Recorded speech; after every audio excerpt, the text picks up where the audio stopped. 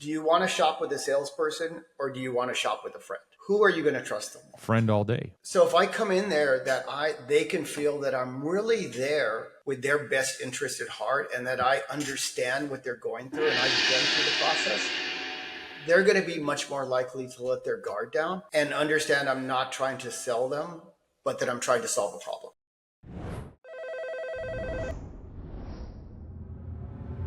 All right, today's guest has worn a lot of hats. He is a former police officer, a restaurant manager, a lecturer, and now he runs 3 businesses on his own: a private investigation firm, a playground consulting company, and a personal training business. He's also sold tech, crushed it in gym memberships at EOS, and now works fully remote by choice. What really stands out, though, is how real he keeps it. He believes great salespeople come from the heart, not pressure. And after going through a divorce and losing 65 pounds, let's get it, his life completely transformed. Today, he's all about living with purpose and creating impact. Also, fun fact, this is a really fun fact. He has been to 68 EDM festivals, and he started this process at 48 years old. So, man, I'm excited to get into this. This is going to be a ride. Please help me welcome Jean-Claude Boushh. What's up, Jean-Claude? JC. Thanks, Mike. I appreciate that introduction. In fact, yeah, I just got back Tuesday from EDC Las Vegas. Dang, and how was that? Number 68. Dude, that's intense. I've been to like 3 or 4 of these, and you know, I'm in my 30s. How does one come across this festival at 48, and how does that turn into 68 of them? Yeah, good question. So I had a best friend who was 20 years younger than me. He was like my little brother. We worked together when I had my playground consulting company. Okay. And after the divorce, I moved in with him to kind of get settled, and he introduced me into the festival rave scene. Took me to my very first festival at 48 years old, and just completely transformed my life. It was the first time I ever felt like being at home with people and like the music, everything, and just I completely got addicted to it. And after that, it was just festival. Let's go. So yeah, so it's been an incredible experience, but also one of the things that keeps me grounded and makes me realize there's such a wide world out there to explore and to enjoy. Man, that's so awesome. Yeah, are you on V-Shred? Just to make sure, I totally forgot. Yes, okay, I am on V-Shred. Especially have you had the opportunity to talk to Kevin Fong or Yang Lee Avery? I have briefly talked to him. I've also talked to Ali about his, Mr. Coachella, as I call him. Wasn't able to make Coachella this year, so hopefully in the future, him and I will be able to connect at a festival. He's another person that I admire, and just how much he lives life, to the fullest. So, he's an inspiration from that standpoint. Dude, I can't believe he just bought a Lamborghini. That's crazy. Dude, I follow him on Instagram, and it blows me away. Especially, I just saw him. I guess he went game hunting, and he was eating. Dude, he was eating live freaking liver, raw, savage. Who drives a Lamborghini and eats freaking liver after they just killed an animal? Ali. Yeah, he lives what he preaches, which is amazing. I love it. I freaking love the guy. So I love the intensity and the way he shows up, and he's been in the studio a couple times, and yeah. Good dude. But hey, I was gonna think like maybe one day we got to plan a 1cc rave, where all of us folks hey, I'm good to that. One of my goals this year is to learn to DJ. So that's the next thing I want to do, is I want to learn to DJ. So as I start to bring in a little bit more flexible income, I'm going to buy myself a DJ setup and start learning to do that. And maybe that's one day being able to do a festival. That's 65 years old or something like that. Let's go, man. Let's go.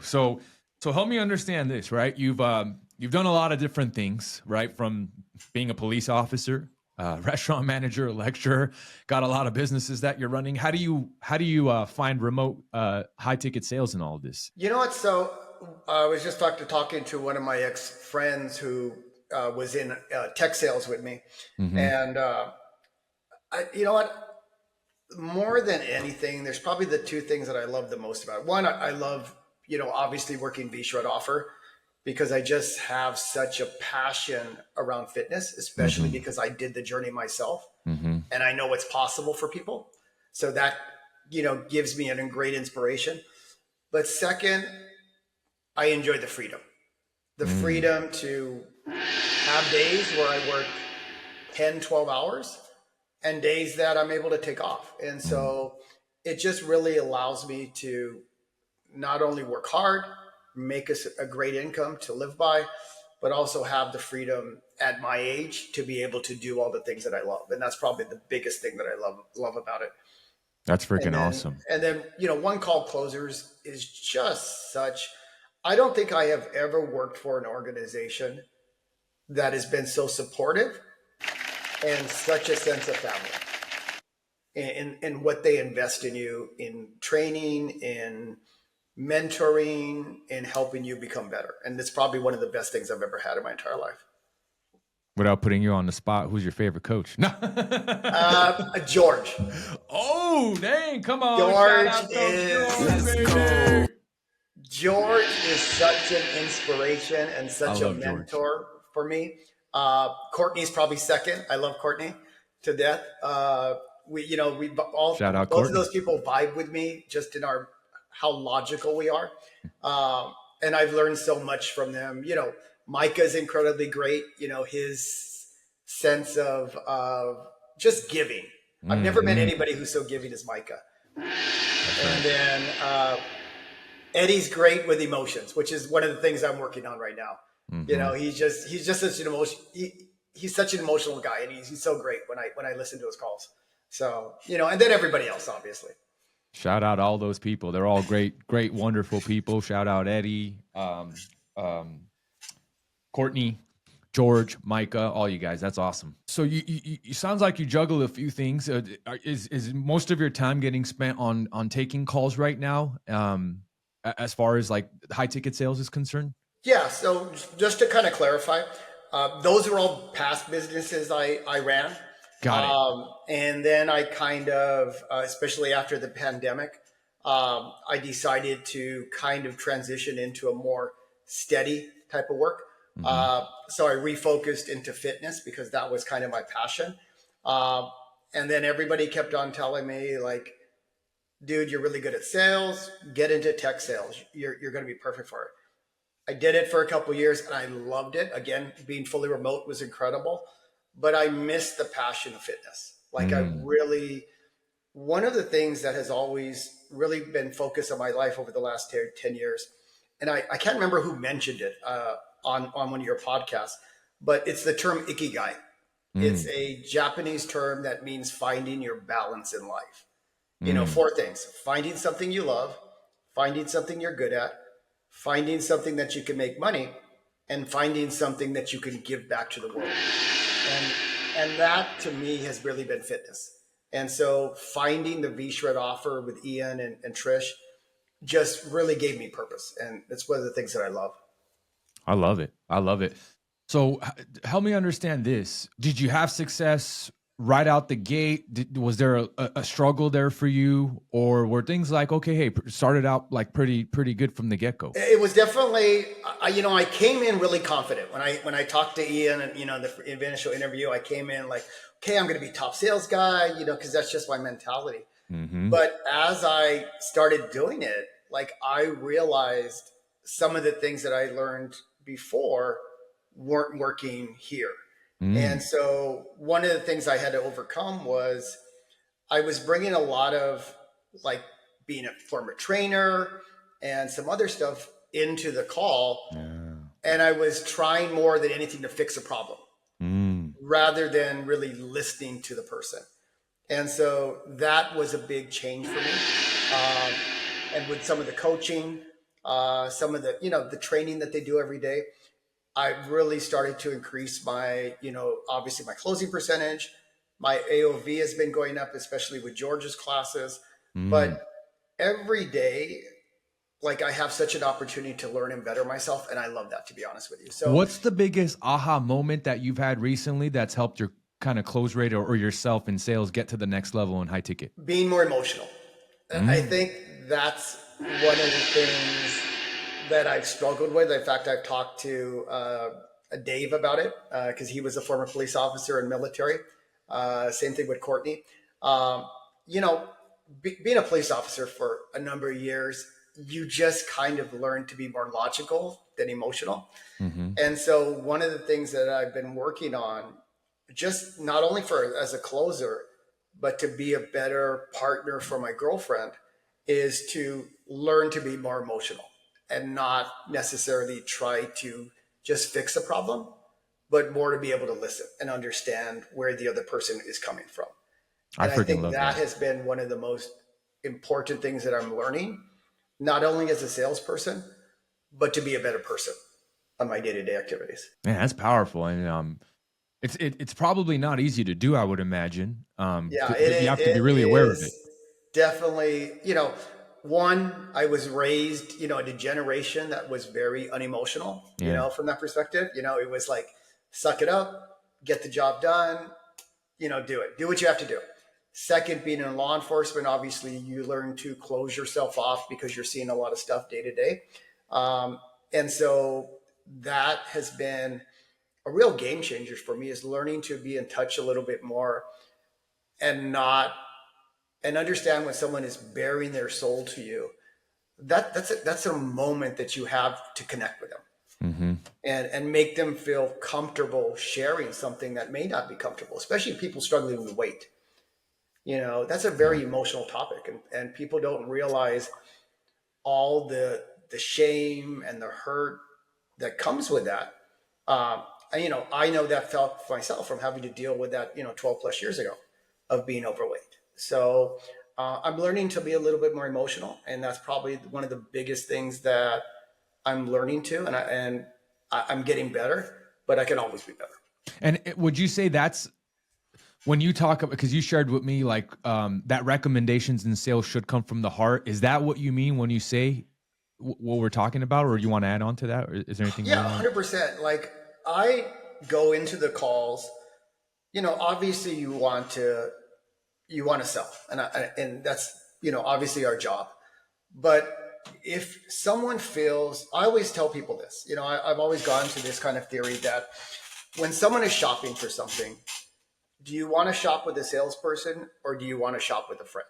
Who are you going to trust them? Friend all day. So if I come in there that they can feel that I'm really there with their best interest at heart, and that I understand what they're going through and I've been through the process, they're going to be much more likely to let their guard down and understand I'm not trying to sell them, but that I'm trying to solve a problem and help them. Next level. That's right. That's right. Man, I freaking love that. Being in this side of things now, I'm curious, you know, it sounds like being, having the emotional piece is super important. What would you say is another skill set that you feel is important for closers to master, to separate themselves from the pack? Know what you are selling. And that is one of the biggest things that I have learned from George. George is just so over the top knowledgeable about the metabolism, about how age and hormones, all these things, you know, affect, you know, the ability to lose weight and to be healthy. And so I have kind of followed that role that I am constantly reading stuff. In fact, we just exchanged books today that we felt would help each other. We go back and forth with podcasts that kind of highlighted on. And I think one of the things that I've learned is that know what you're selling so that you are the expert. You know, I've heard you've said many times on some of your podcasts that you have to be the person that is the expert. You're the person that knows this stuff. And if you don't know this stuff and you're not familiar with it, people are going to sense that, you know, and people are going to sense you're not genuine, and people are going to sense that you don't know what you're talking about. You have no certainty in what you're talking about, right? And what do people buy? You know, they buy you, but they buy your certainty. Yeah. I'll give They're myself one for struggling that. with this problem, and they probably struggled with years, and there's so much information out there. So how do you concisely relay that information with confidence, but also with an understanding that, yeah, you understand what the problem is, and that's why they are going to be confident that this solution is going to work for them. Yeah. So, JC, I'm curious, how do you stay sharp when you don't have anyone looking over your shoulder? You know what? I have always had this drive. It's one of the things that helped me lose the weight, 12 plus years ago. When I started the journey, I told myself for 1 year, I am going to hyper focus on being in the best shape of my life.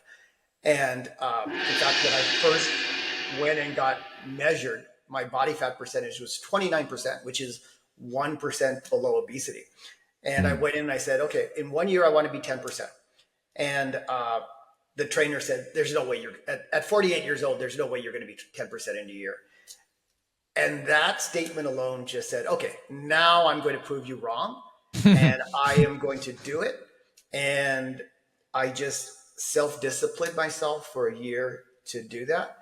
And I think that's one of the most important traits that you can bring as a high ticket closer. Believe me, they monitor your numbers, but ultimately you are responsible for how you do. You have all the tools. We have all the tools here to be the best that we possibly can, but you have to pick up the book. You have to go to the training. You have to listen to the calls. You have to be open to feedback. And that's probably the most important part of being self-disciplined and succeeding. That's powerful. Yeah, absolutely. Absolutely. Is there any common mistakes? Like if someone was a friend was like, JC, I want to get into remote high ticket sales. Like, what's the one thing that I should avoid or mistake that I could avoid? How would you? What would be something you tell them? How would you coach that person through it?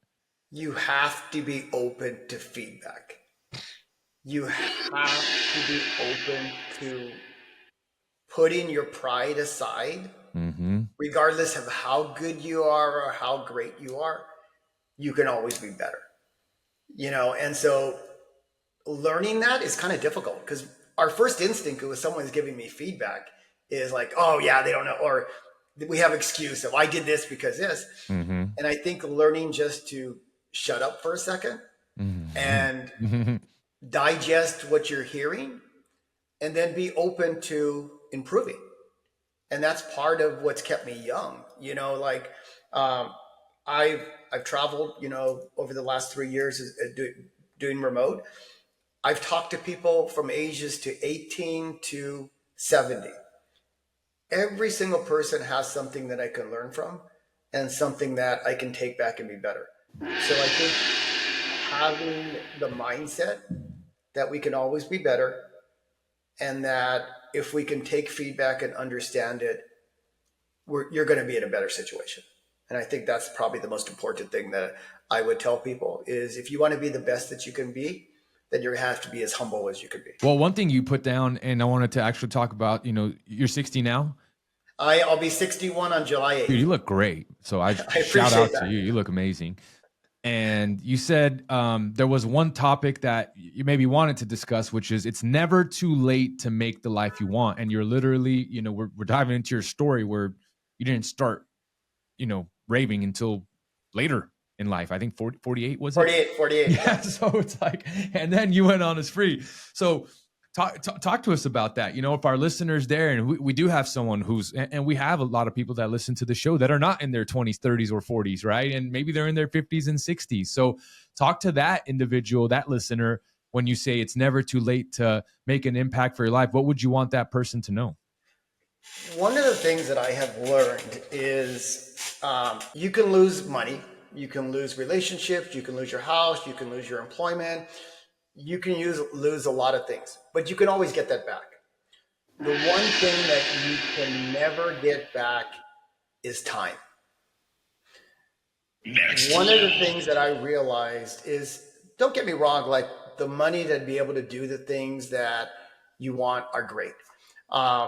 And this is not it, dig against Ali, but like in the end, if you die, you're not going to care what car you have, where you Yeah. lived, any of those things. It's going to be the experiences, the people that you knew, the people you loved, the people you affected. And so if you go into that mindset, you can change at any point in your life. Like I did it at 48. I got in shape.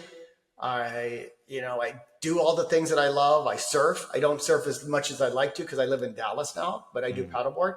I skydive. You know, I do everything that I love, and I realize like at any point, there's no reason why you can't change. F. Scott Fitzgerald, The Curious Case of Benjamin Button, has an incredible quote. Like it's never too late. The only thing that is holding us back is ourselves. That's right. That's freaking so right. And man, it really is. And it's so powerful to hear that from you, someone who's experienced it where others can see and learn from. So I appreciate you sharing that. Man, I'd love to talk about some money. I think a big part of this show, right, is like, hey, we're in sales. We love money. We want to talk about money. I don't know how long you've been here, but I'd love to know like what does your best month look like as far as like cash collected on the offer that you represent? Yeah. So I'm going to be real frank about this. Like last month was the first month that I actually hit my KPIs. It's been a slow progress to that. It's mainly because I've had to relearn a lot of like mindsets that I have. Yeah. And so last month, I finally did about 50. I think I 54. Come on. Total revenue for the month. I was super happy about that. And each month, my goal is to be $10,000 more. So the ultimate goal is I want to be pulling in 100,000 a month. And to be honest with you, that's a comfortable enough time for me. One of the things that I definitely want to incorporate is some of George's and Courtney's philosophy is not having to work 8-10 hours a day. Yeah. And really maximize my time and maximize my AOV. And, some of the stuff that they taught me has been incredibly good from that perspective. So each month I have a goal to kind of get $10,000 better. And it's been working really great for me. I'm so super happy about it. Again, I don't stress out about it that much, but every day is, a great day from that perspective. Yeah, that's freaking awesome. You just continue doing the work. You set a little bit larger goals for yourself, and you don't try to jump the ladder. You take it a step at a time, so you don't put that much pressure on yourself, right? And from there, you go up. So no, I appreciate it, right? Like not every person. So one thing I want to talk about, dude, because everyone thinks like this show's like, oh, I have to come in here and I have to flex how much money we make. Like that's not at all what it's about, right? It's cool. We get to talk about the money and what the impact is, and hey, you were able to work from home. You're able to travel and make deals happen. You're able to do X, Y, and Z, right, from over the road, whatever it is. But like, I love when people come on and just more so talk about like, where were they at? Where are they at now? How's the lifestyle and how's the coaching and the support been like? And what has the experience been, right? And it's not just about, hey, like I did this much in a month. So I just want to make sure I clarify, because I think there's a lot of people that don't want to come on the show because they're like, well, I haven't done 100,000 or 150,000 or 200,000 in sales. I'm like, dude, it's not about that. If like that's what's holding you back from getting on the show, right? You're not looking at it right. So yeah, I encourage if you're listening to this right now. One of the things that I changed a couple months ago is, I go to the gym. I'm at the gym 4:30 in the morning every single day, pretty much, except on weekends when I've had a late night. But one of the things that I changed is I used to listen to techno music. That's just my big thing or something like that. And I started to think about, what George was talking about, investing in yourself and training. And I now started to listen to the podcast, the 1cc podcast, every single morning while I work out. Unfortunately, now I've gone through the entire library, so I have to re-listen to his stories now. But it, like, just hearing that every single morning for 30 minutes while I worked out put me in such a great mindset for when I took calls in the morning.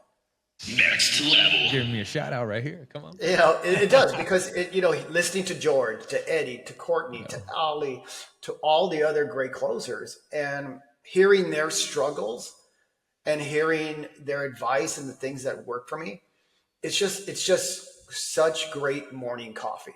to get your day started. And it's been a great blessing for me.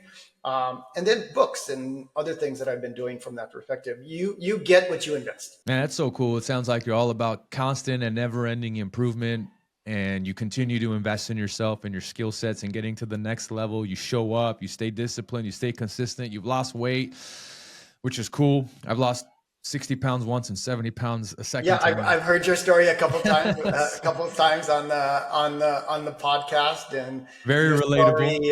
Story, in the logistics and all that stuff. So you definitely are a very inspirational. And I think you're Armenian? You said? Yeah. I see. I pay attention. Yeah, that's awesome, man. That's awesome. Well, shoot. Before we get ready to wrap this up, I mean, is there anything like we haven't talked about today that maybe you want to leave our listener with? I can't give enough praise for Ian. I can't give enough praise for Trish. Both of them are such incredible leaders. I live their vibe because they're just straight to the point. That's all I've always been as a cop. So the fact that they just tell you what it is with no fluff is incredible. But what I would say is just like, again, you get what you invest in. And so put the time, use all the tools and resources you have, and understand there are going to be great days where I've had great days where I've done 5 closes in one day, and I've had days where I've gone with no sales. So it's just one of the same things that I talk to people when I sign them up for fitness is 2 things that are going to make you successful: consistency and patience. Yeah.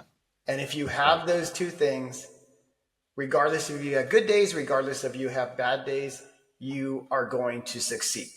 And that's what's going to help you do the best you can possibly do. Man, I don't know what better way to end it than that right there.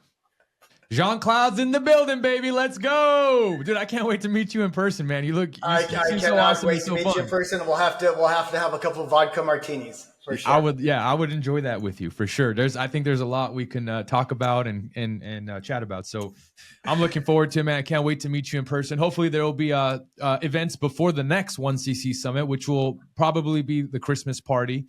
But hopefully before then we might plan something else, and we'll let you know. Where are you based out of? I am in Dallas. I just moved to Dallas. Oh yeah, that's right. You said Dallas. You said you just moved to Dallas. You couldn't. You paddleboarding now. No surf here. No surf here in Dallas. Tornadoes. No surf. Yeah. So okay, cool. So that's good to know. So if I'm ever out that way, I'll let you know, and vice versa. If you're ever out this way, I don't know if you know this, but every Wednesday, we meet at our headquarters. We met at our lakefront headquarters, but that just got flooded. So unfortunately, we don't have that temporarily. But we also just got our original headquarters back here. We have where our podcast studio is. We have a private gym. We have our upstairs, offices and stuff. So if you're ever out down this way, you want to hang, you want to visit, let me know, let us know, and we'd love to. I will take you up on that offer, Mike. Next time I'm over there visiting my dad and my brother, and I'll definitely make some effort to come out there and hopefully go out to dinner and shoot back some stories of stuff that's going on. Let's do it. Ladies and gentlemen, Jean-Claude Boushh. I appreciate you, man. We'll see you on the next episode. Peace.